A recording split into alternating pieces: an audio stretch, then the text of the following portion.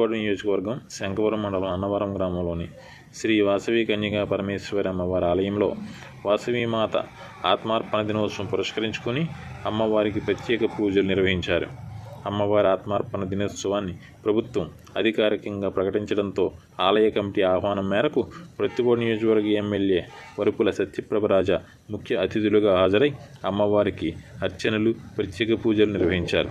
వాసవీమాత ఆలయంలో ఉదయం పంచామృత అభిషేకం, కుంకుమార్చన అనంతరం మహిళలైతే 11 సార్లు సామూహిక లలిత సహస్రనామ పారాయణం చేయగా పరిసర గ్రామాల ప్రజలు తరలివచ్చి అమ్మవారిని దర్శించుకున్నారు.